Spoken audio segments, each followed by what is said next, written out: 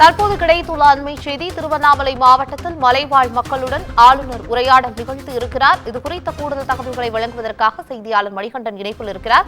வணக்கம் மணிகண்டன், இது குறித்தான கூடுதல் தகவல்களை விரிவாக பதிவு பண்ணுங்க. வணக்கம் பவித்ரா. திருவண்ணாமலை மாவட்டம் ஜவ்வாது மலையில் பல்வேறு நிகழ்ச்சிகளுக்கு கலந்து கொள்வதற்காக ஜவ்வாது மலைக்கு ஆளுநர் RN ரவி வருகை புரிந்துள்ளார். ஜமுனா மரத்தூர் விளாங்குப்பம் ஊராட்சியில் மக்களுடன் கலந்துரையாடி வருகிறார். அதனை காட்சியில் நாம் பார்த்து கொண்டிருக்கிறோம். தமிழக ஆளுநர் RN ரவிக்கு ஆரத்தி எடுத்து மலர் தூவி மலைவாழ் மக்கள் வரவேற்றனர். அதனைத் தொடர்ந்து ஜவ்வாது மலையில் என்னென்ன திட்டங்கள் செயல்பட்டு வருகிறது என்றும் அரங்கை பார்வையிட்டு அதிலே இரண்டுக்கும் மேற்பட்ட மக்களுக்கு என்னென்ன சேவை புரிகிறார்கள் என்று விளக்கும் விதமாக சமூக நலத்துறை உள்ளிட்ட குழந்தைகள் வளர்ச்சித்துறை உள்ளிட்ட அரங்குகள் வைக்கப்பட்டிருந்தது. அதனை மலைவாழ் மக்களுடன் சென்று பார்வையிட்டு வருகிறார். அதனை காட்சி நாம் பார்த்து வருகிறோம்.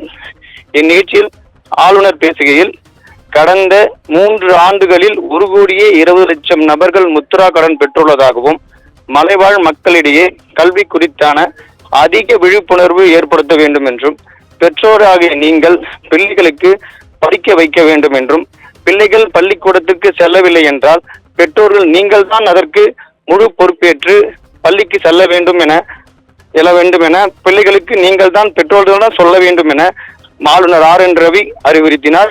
அதனைத் தொடர்ந்து முன்னதாக ஜவ்வாது மலையில் விளைந்து வரும் பூசணிக்காய், சீத்தாப்பழம், விளாம்பழம், கொய்யாப்பழம் உள்ளிட்ட பல்வேறு வகையான பொருட்களை கொண்டு தமிழக ஆளுநருக்கு மலைவாழ் மக்கள் வழங்கினர். அதனைத் தொடர்ந்து ஜவ்வாது மலையில் வாழும் குழந்தைகளுக்கு தமிழக ஆளுநர் RN ரவி இனிப்புகளை வழங்கினார்.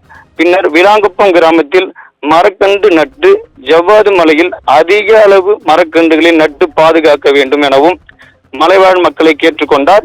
பின்னர் மலைவாழ் மக்களுடன் தமிழக ஆளுநரும் திருவண்ணாமலை மாவட்ட ஆட்சித்தலைவர் பாஸ்கர பாண்டியனும் ஒன்றாக அமர்ந்து மதிய உணவு அருந்தினர். இதனைத் தொடர்ந்து SRFT என்று சொல்லக்கூடிய தனியார் பள்ளியில் நிகழ்ச்சியில் கலந்து கொள்வதற்காக ஆளுநர் புறப்பட்டுள்ளார். நன்றி பவித்ரா.